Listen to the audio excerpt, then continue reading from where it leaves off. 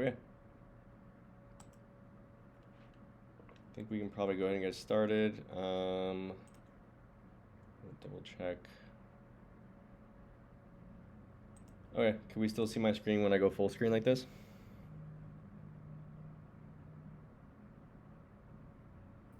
Yeah. Yes.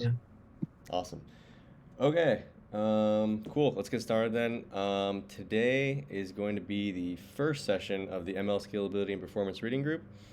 Thanks everybody for joining. I'm pretty excited about this. Today is not going to be like a typical meeting since we are not discussing a paper, but we're just kind of going to do a quick overview of some of the prerequisite knowledge that's useful for getting the most out of reading papers in this area. So we're going to talk about GPU architecture, CUDA, nickel, and some of the bottlenecks that can occur when scaling up ML training workloads or inference as well, but typically training is what we're going to be talking about. So with that, we can go ahead and get started. So the first section is on GPU architecture. So I'm going to start very simple, and then we'll gradually get more detailed as we go. So just in one sentence, what is the difference between CPUs and GPUs? So basically, in one sentence, CPUs are more latency optimized and GPUs are more throughput optimized. So, a nice analogy, a mental model you can use to think about this and build some intuition is, the CPU is kind of like a sports car and the GPU is more like a bus where, say for example, our task is to move people to some location and back. The CPU might be more optimized if you want to minimize the total time of the trip for like one person just to zip there and back. But the GPU might be a better choice if you are optimizing for like number of people moved per hour, where each trip might take a little longer, but it can carry like 100 people at a time, so you are achieving higher throughput. So yeah, we can kind of see some examples of this in the table below, where we have some common operations here for CPUs and GPUs, like fuse multiply add, register access, L1, L2 cache access, and then DRAM access. Across the board, you can see the GPU, the latency on GPUs for these operations is higher than on CPU. In some cases, up to 100 times higher, like the L2 cache access latency you can see here.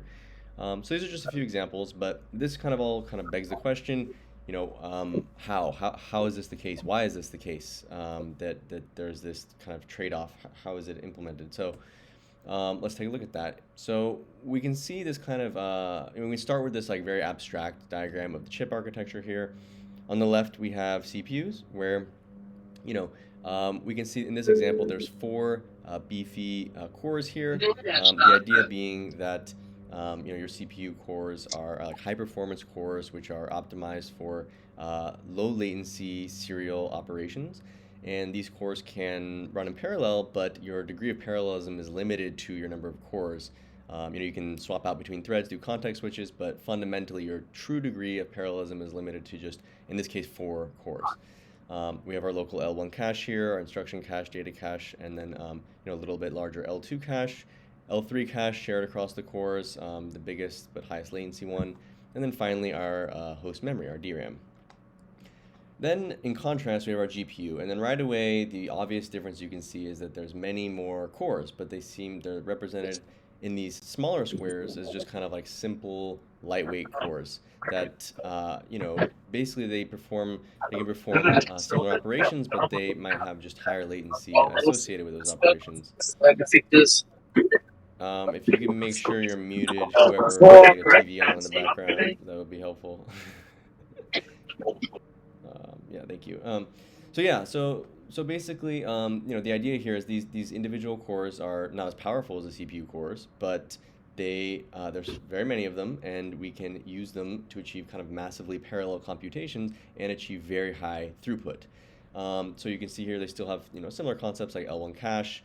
They have a shared L2 cache here, and then our device memory, our DRAM, or these days you'll often see HBM or HBM2, which is high bandwidth memory. It's kind of a more modern, specialized form of DRAM that is optimized for a high memory bandwidth, moving data back and forth between memory and on-chip memory, which we'll talk more about. So, this diagram is kind of misleading. It's the cores are not just these homogeneous little things distributed willy-nilly across the chip.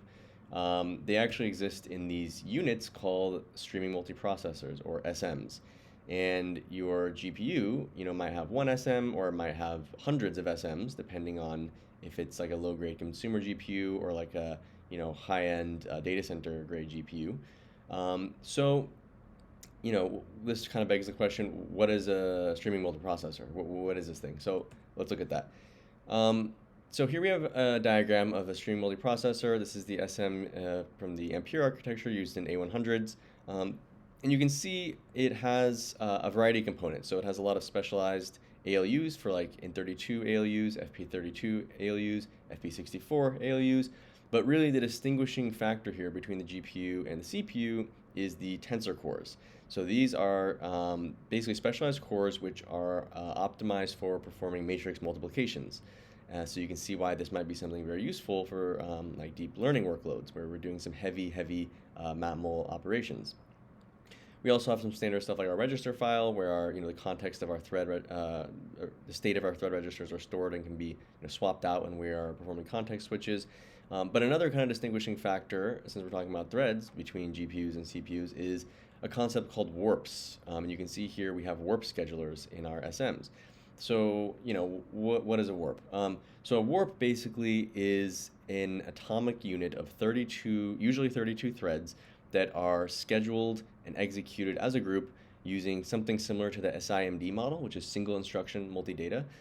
It's technically called single instruction multi-thread, which is like slightly different, like it's more general, but basically the idea here is that all 32 threads execute the same set of instructions in the same order, but may operate on different data. And so the GPU, unlike the CPU, is not individually managing a bunch of threads, scheduling them on individual cores. It is dealing with warps, these atomic groups of threads that are chunking through these parallel groups of computation. And basically each SM, and we can kind of move on to the warp slide here. Each SM will have potentially many warps running concurrently across it, and it will be in charge of like scheduling those warps in such a way that it tries to make efficient use of the hardware.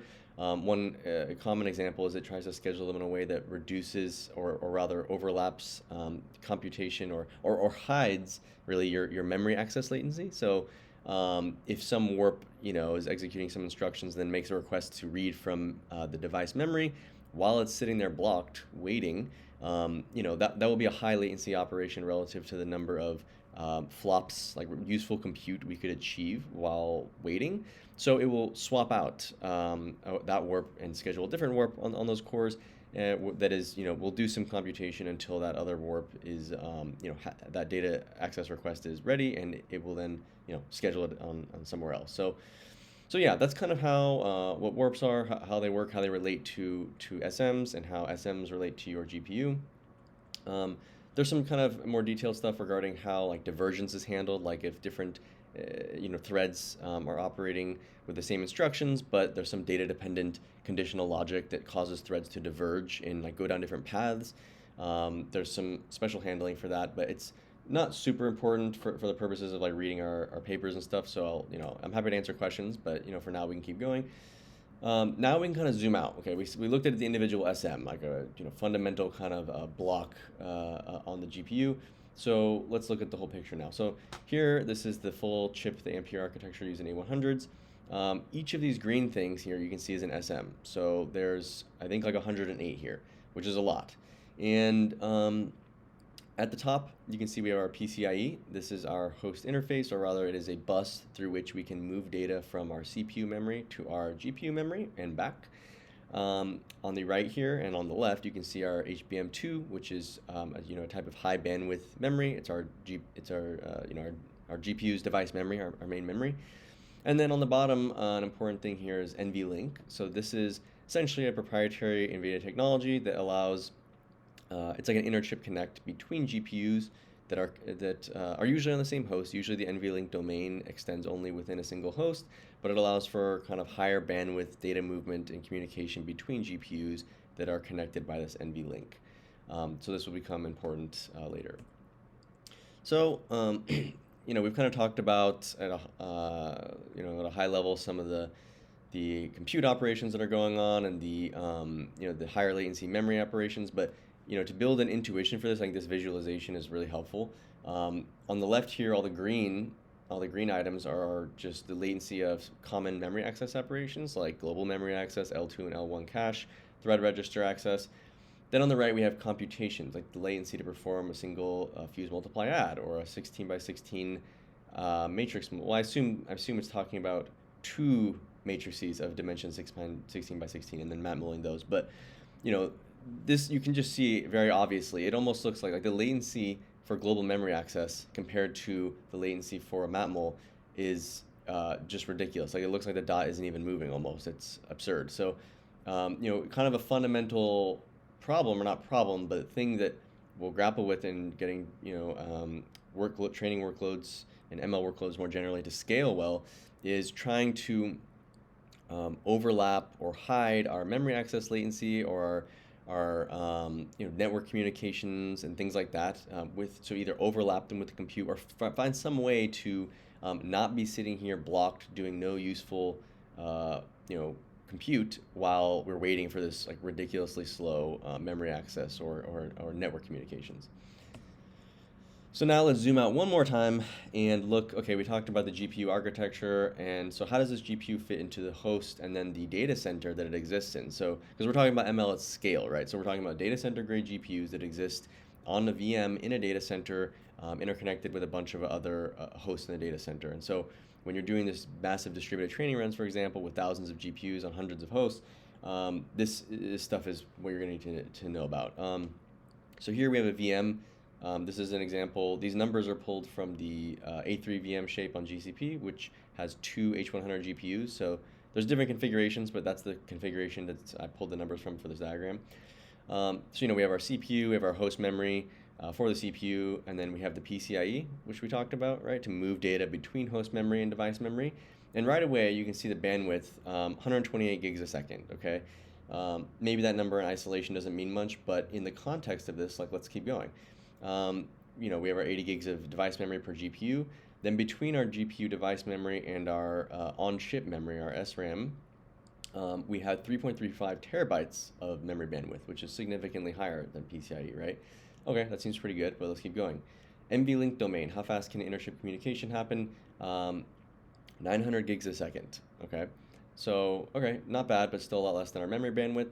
Our most constrained bandwidth is going to be usually our data center network, which you can see on the left over here. And typically, let's not worry about GPU direct yet, but just typically, unless you're using something like that, if you wanted to perform network communication and send like data from one GPU on this host to GPU on like a neighboring host or some other host in the network or in the data center, that data will need to be copied to host memory, and then that will be needed to be copied to your network interface card, your NIC, and then that NIC from the buffer there will actually be able to perform the data transfer over the data center network, and that is advertised on GCP with this specific VM and configuration as 50 gigabits per second, which is not a lot relative to all these other numbers we're looking at here.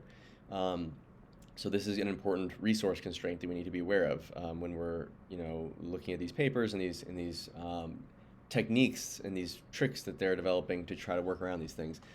There's a couple caveats to this. One you'll commonly see is like using InfiniBand if your data center supports this. It's like a specialized network link and network protocol that allows for a higher network bandwidth. Then there's also GPU Direct, which is basically an RDMA technology. It allows basically for us to skip the steps I talked about, like copying these multiple copies between like device memory to NIC, and then NIC over the network.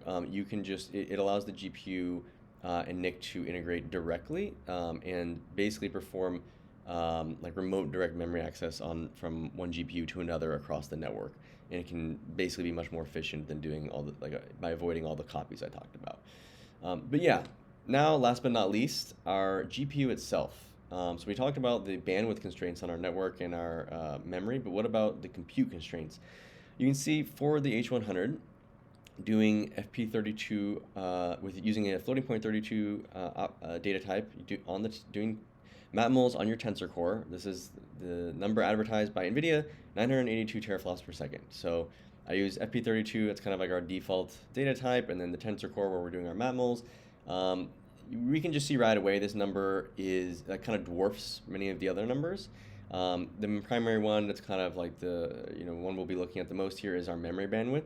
You can see it's like basically they're both in the same order of magnitude like tera, but it's 300 times like higher. So you know, basically, you know, the point that we can kind of try to get across here is that with all these constraints, the memory bandwidth constraint being very low relative to the peak achievable flops on your chip, your network bandwidth, and so on, you're gonna struggle, or not struggle, but you know, you will not feed the GPU data quickly enough to make use of all of its compute power, unless you kind of carefully arrange, you know, when and how you move data over the network, or over your HBM to on-chip memory, or try to overlap it with computation, or do techniques such as this to basically, or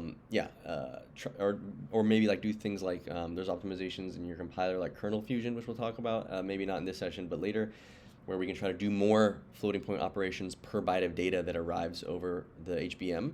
But this is like a fundamental problem that we'll need to grapple with, and many techniques attempt to grapple with, that this number, our flops achievable on the GPU, is not only already much higher, but is growing faster than the memory bandwidth and network bandwidth constraints in these kind of like typical data center setups. So yeah, that's kind of the big picture. You can see the imbalance. This is from the NVIDIA docs, H100. You know, the flops achievable and that imbalance grows when we use lower precision data types like bfloat16 or int8. And this is just kind of like a final thing. This is a great blog I would recommend everybody read, that kind of helps build intuition for the fundamental issue here, the bottlenecks here. You know, like if we picture the GPU as a factory and the memory is like some storage facility for materials and products, sending materials to the factory over this conveyor belt, and then the factory performs some transformation or work on those materials and sends back the product for storage and memory. You know, if we just add more compute, right? If we just add another factory, if the conveyor belt is already at capacity, if it can't deliver materials any faster than it already is, like in terms of like, you know, units per second, then this will not help. This will be underutilized, and you'll see diminishing returns, or you know, just like suboptimal behavior. So yeah, that's kind of the intuition. Another just couple important metrics that we might see in the papers that are useful to know about. One is arithmetic intensity. So this is the ratio of flops performed per byte of data that is moved back and forth over HBM. So this ratio, typically you want to compare it, the arithmetic intensity of your workload, and you want to calculate that through like profiling. And then also you want to compare that to the ratio of your actual hardware. So like we talked about, your peak teraflops per second achievable on the chip, and then the memory bandwidth constraint of the chip, get that ratio. And when you compare these ratios, if your workloads ratio is you know, far lower than the ratio of your hardware, you're not compute bound. You're basically bound by something else, like memory bandwidth or overhead or network communication. Something else is the bottleneck there. But if you have an arithmetic intensity that's like roughly equal to the ratio you expect on the hardware, that from, you know, the hardware spec, you are probably compute bound. And we prefer this because this means we can scale up, get better performance. We can add more GPUs. It will be effective essentially. Or maybe we just use like better GPUs, like higher end ones that can achieve more flops per second. Another metric is MFU. So this is model flops utilization. This is just the ratio of like how many flops per second did you actually achieve in your training run versus what is the peak flops per second achievable on the hardware. And so this is a number you'll see advertised in like, you know, not only papers, but also like company blog posts and stuff, like tech blogs advertising like we trained this LLM on like whatever 2048 H100s or whatever number, and this was our MFU, like, and numbers like 55%, 60% are numbers I've seen a lot.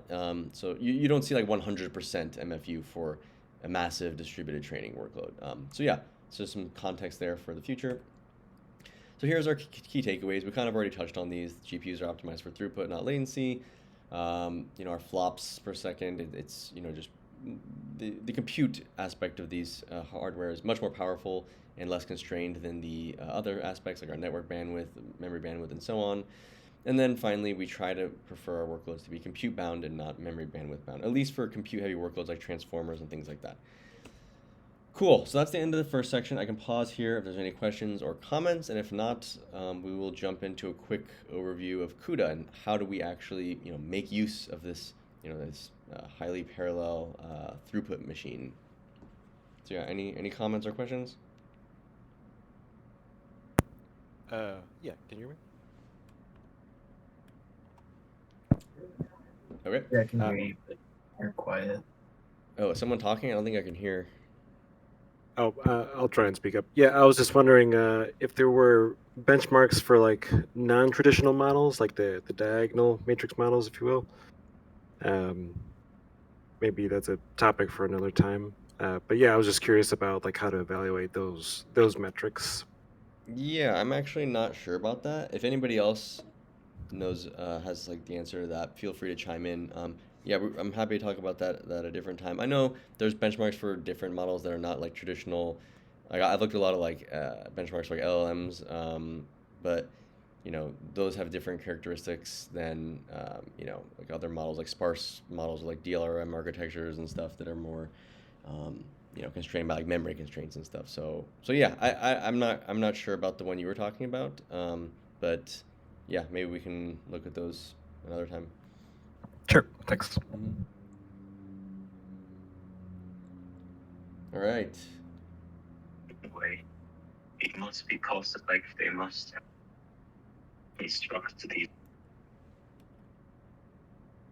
Did somebody say something? I couldn't really hear if somebody was saying something. It sounds like you're far away or something.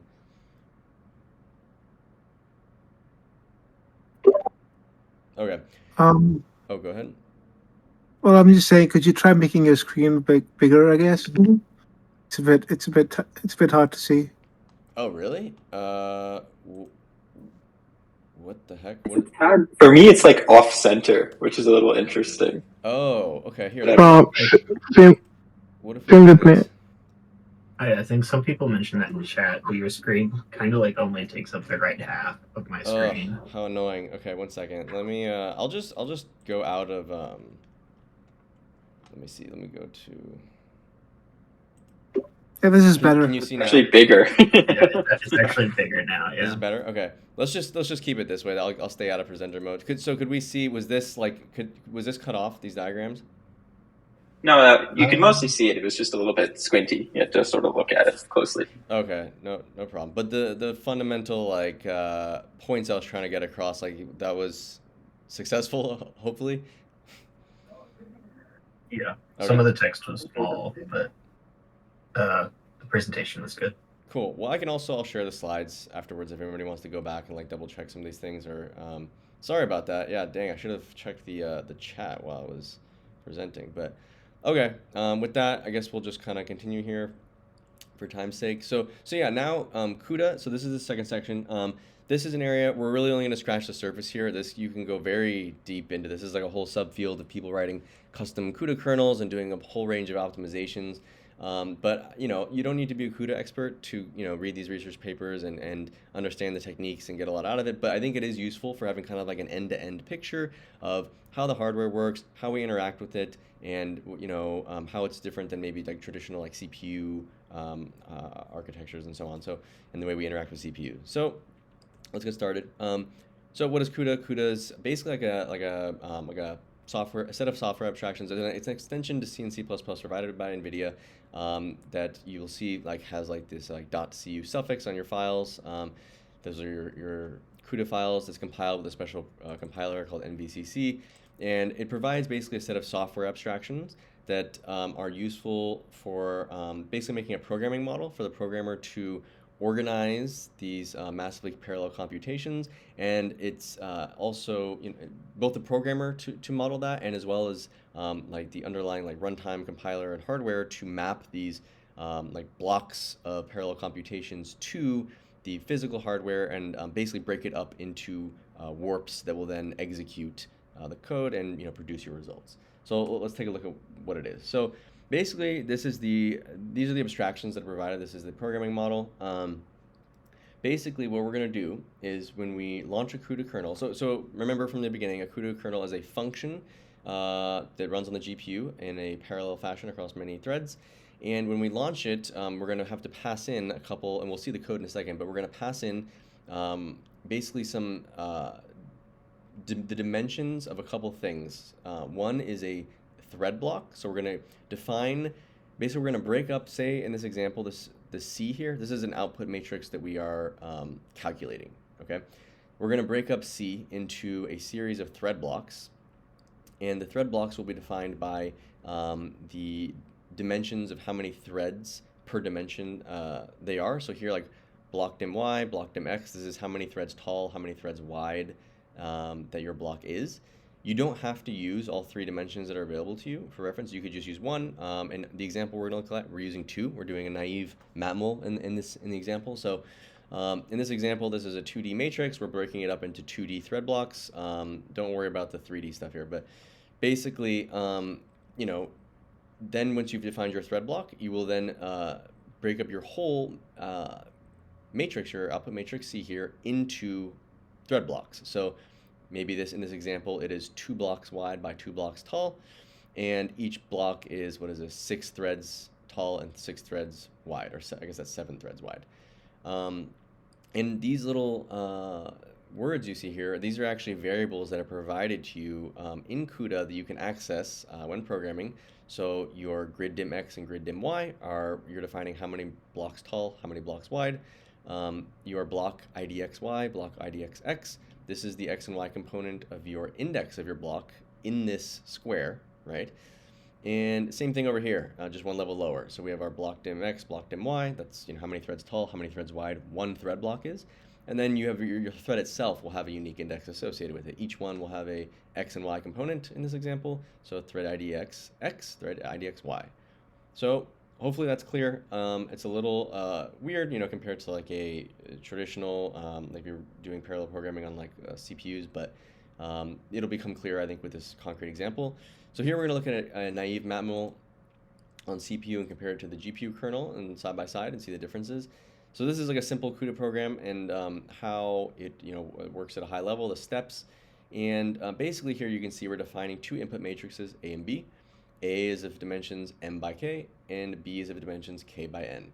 So then we're going to perform a matmul between those, and we're going to get C, our output matrix, and that will be of dimensions m by n. So we're going to do what I just talked about in the previous slide. We are going to, whoops, that's going to overlap. So we're going to define our dimensions of our block and then our grid. So the block dimensions, this variable here I couldn't capture in the screenshot, but it's 16. So I'm just defining a block size of 16 by 16. 16 threads by 16 threads is going to be one block, one thread block. Then we're going to divide up, remember m and n are our dimensions of our matrix. So we are then dividing up our output matrix into these thread blocks. And here I can kind of go to this next slide and show. So here's our output matrix C and our block, our thread blocks, and we're chunking it up and into some number of blocks tall and some number of blocks wide. And as you can see here in this example, like it might not be evenly divisible by the size of your thread block. So we have to do a little bit of arithmetic here just to ensure that when we do this floor division operation here, that we always have enough blocks to cover all the output elements in our matrix, even though some threads in that block, one of the blocks, might be idle, like not have any compute to do. So yeah, we're not going to worry about that because this is just a simple example here, but yeah, and this is kind of how it's fundamentally going to work, right? We have, we broke it up into blocks, our output matrix into blocks, and then each thread will be responsible for computing one element in our output matrix C, okay, by doing a dot product from a row vector in A and a column vector of B.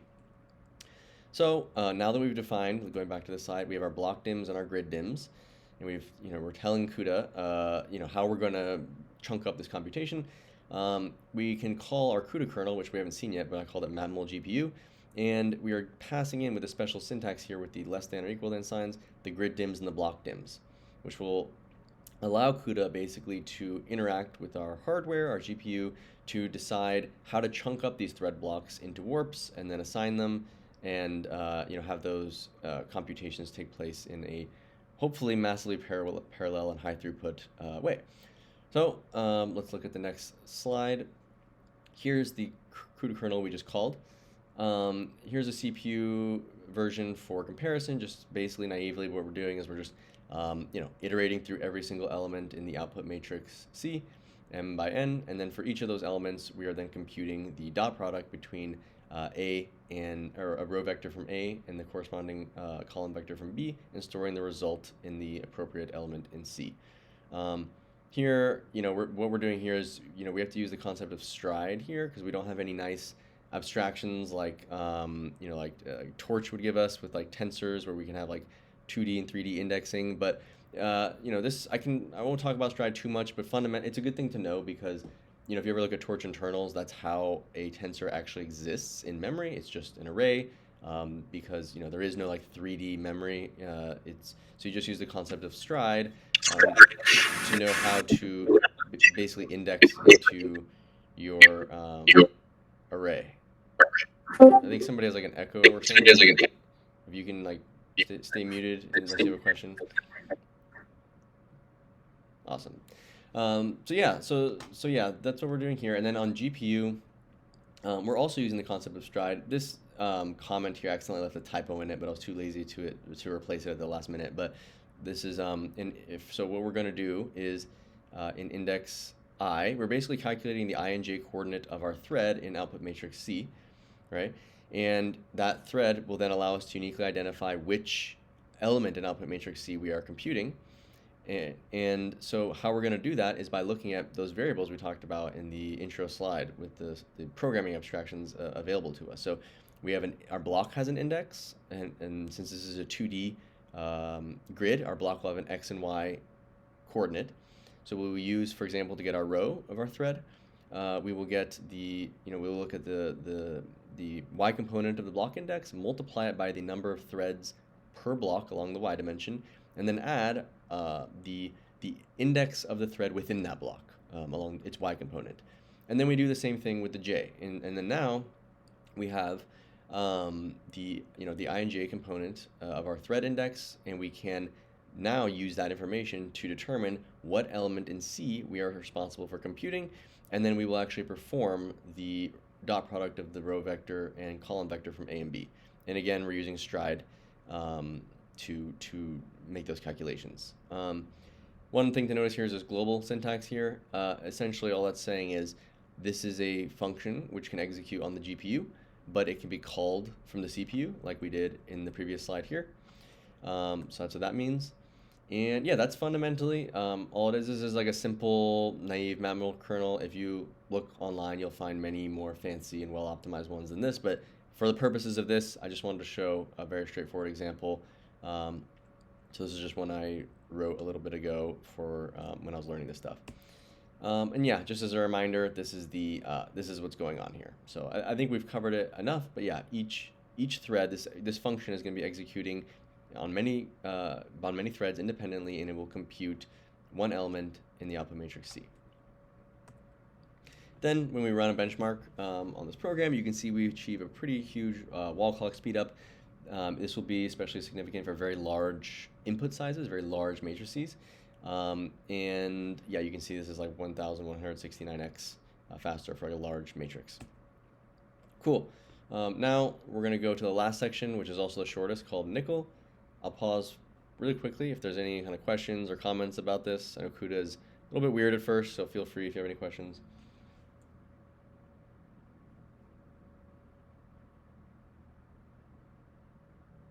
Cool. Okay. Well, hopefully I just did an amazing job explaining, and that is all 100% crystal clear for everybody.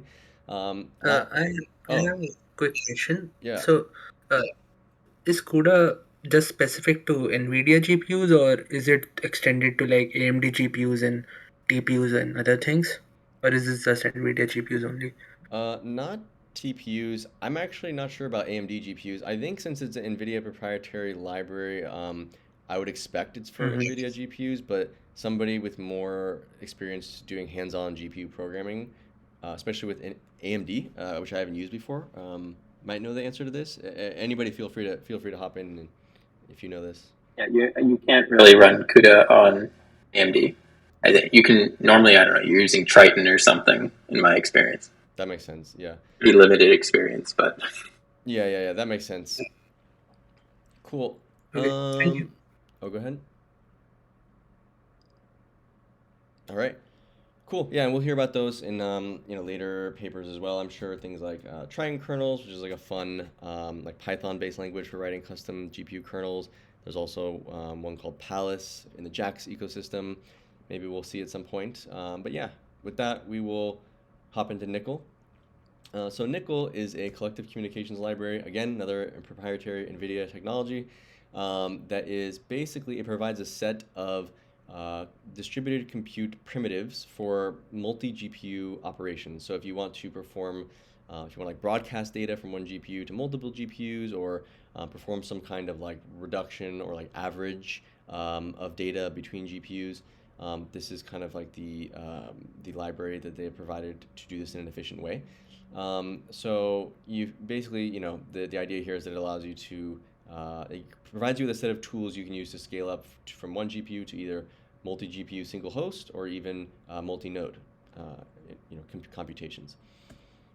So we're just going to go through a few common collectives in their use cases, since these are referenced very frequently in the literature. So broadcast is what it sounds like, pretty simple. Rank, by the way, this terminology is essentially just referring to a different GPU. So these are all, you can picture these as each, it's like a unique identifier for each GPU. So we have like 4 GPUs here. And one GPU has some data on it and wants to broadcast it to the others. So it uses this broadcast operator, this collective operation. And maybe I'm just kind of making up potential use cases here, but maybe there's some paper that will have like a mechanism for initializing model weights, where we have some designated node or designated device that's in charge of the initialization, and then it broadcasts to the other workers, or the other devices rather, while something else is going on for some efficiency gain or something. This is a contrived example, but yeah, you can picture it being used for something like that. Next up is all reduce. This one is very common and very important.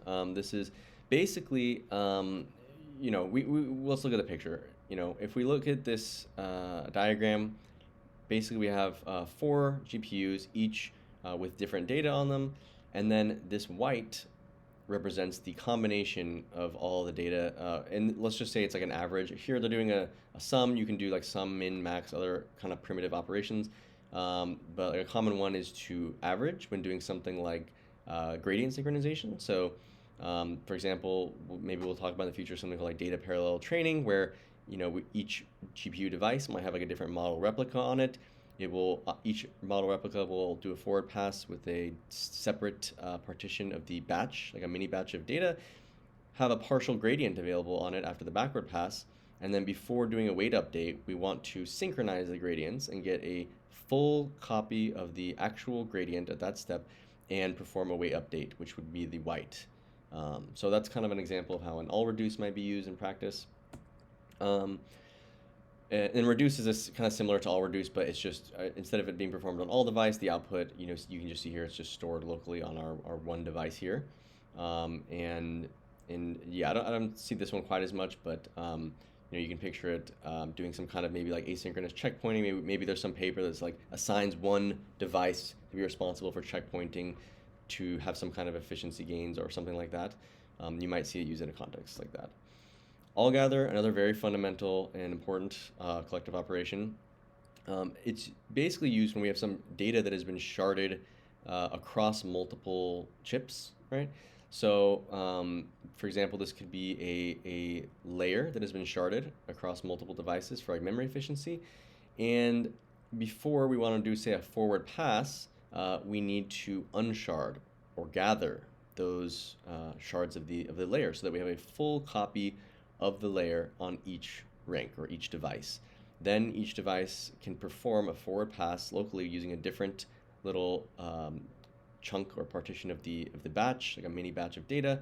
And this is an example, kind of one step in FSDP, or fully sharded distributed or data parallel training, which is something developed by Meta and is kind of a common distributed training strategy that we might look at the paper for later if we feel like it. But But yeah, it's essentially unsharding some data and making it available in its full form on all devices. Reduce scatter, another important one, also used in FSDP, but during the backward pass.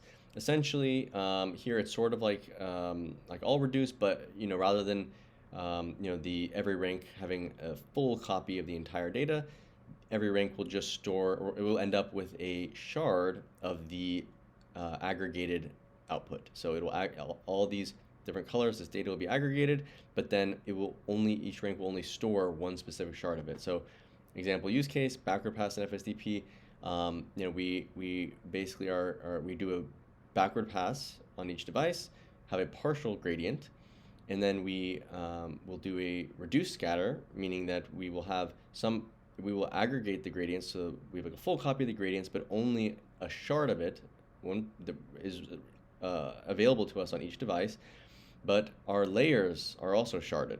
So, and these will correspond to each other. So this local shard of the full gradient can be applied to the local shard of the layer that is available to us, and we can perform a weight update that way. And then start, while we're doing this, we can also maybe start all gathering the next layer for the backward pass, and so on. And so maybe that didn't, hopefully that made sense. It's a little bit complicated, but another very crucial collective operation and a potential use case for it. So yeah, that's it. That's all I had. I linked some supplemental readings here. This one's about tiling matmos, pretty interesting. And then this one is about like an iterative, it's where some of the diagrams I pulled from and these CUDA, these are really good diagrams. It's basically a very good article on iteratively optimizing a CUDA kernel for doing a matmul and trying to match cuBLAS performance, which is like an NVIDIA library for these kind of like linear algebra operations. And yeah, it goes way deeper into CUDA than we did. I actually haven't read the full thing yet, but the parts I've read are pretty good. So yeah, I recommend that. And yeah, I was thinking next week, maybe we could do a Discord poll after this, and like over the weekend we could like vote on the first paper that we want to go over, or if not, somebody could just volunteer if somebody's really excited about one and like just wants to present it or something like that. We can do that. Also, just want to make sure I don't set a precedent. There's absolutely zero expectation to do slides if you volunteer for this. I just wanted to do this just for a little intro, because this isn't really a paper, but if you're doing a paper, feel free to we can just look at the paper together. If you want to do slides, if you think it helps like visualize something, go ahead, but very low overhead is the idea here, pretty informal. So yeah, if there's any comments or questions, feel free to ask now. Yeah, I'll pause for a second.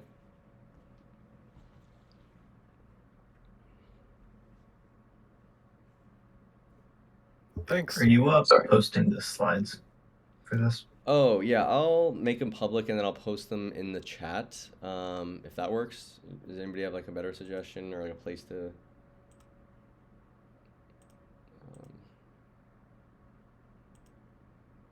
Cool. I'll just post it. Yeah, wait, I have a question. Yeah, go ahead. With new hardware, do we see like higher arithmetic intensity possible, or are we getting the most arithmetic intensity of the current hardware? Well, arithmetic intensity, like your hardware also has arithmetic intensity. You can calculate the ratio for it. So you're just taking the ratio of the. Yes, I meant are there workloads like getting the maximum arithmetic intensity out of the current accelerator series?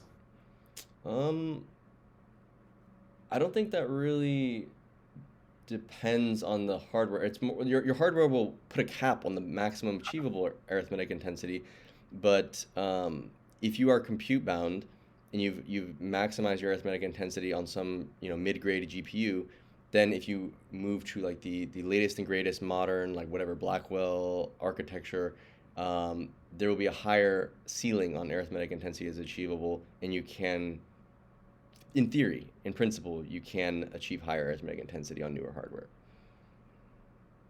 But is it a good metric? Sorry, can I interrupt a little bit? Yeah, go ahead. If you don't mind. So what I would say is, first off, arithmetic, like your ratio of how much your memory accesses to how much work you're doing is entirely dependent on what you're doing, right? So your matmuls are where you're getting the nice juicy arithmetic intensity, and then you're doing your activations, and now suddenly it goes off a cliff. So you can't. It's not like over a whole model where you're doing a huge number of different things and you're maybe doing networking stuff. It's a very complicated question to just say, like, are we getting all of this? Because it's like, it depends what you're doing. It depends on the model. It depends on the implementation. And also the other thing that's interesting is compute seems to be scaling faster than memory, right? So on the newer things, you need to be doing more ops per memory access to get whatever the maximum out of this. It's an interesting metric, but so it's also dependent on hardware and stuff. And I think an interesting example is Flash Attention 2 was really struggling to get all the flops pulled out of an H100, and that's why they came up with Flash Attention 3. So that's even for those very high arithmetic operations, there's still a lot of headroom there. Yeah, definitely. That's really good context. I appreciate that. Yeah, I'd be really interested in looking at Flash Attention. That's one of my outstanding papers on my reading list. But yeah, definitely a lot of nuance and kind of a complicated picture like we looked at in some of those earlier diagrams where there's like networking constraints and networking communications going on, and depends on exactly what operations you're doing at the time on your GPU or TPU or what have you. And so it's kind of, not super accurate to just reduce the whole thing into a single number or ratio. So yeah, cool. Anybody else have any comments or questions or anything?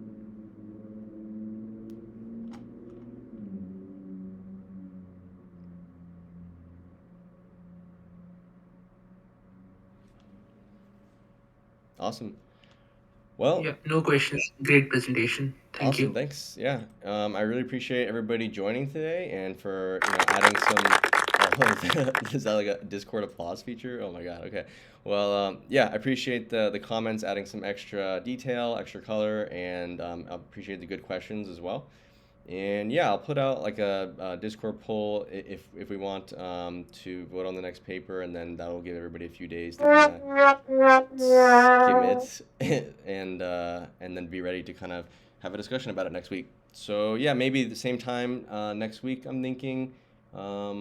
So yeah, we'll plan on that unless anybody has any objections. Cool. All right. Well, I will stop recording and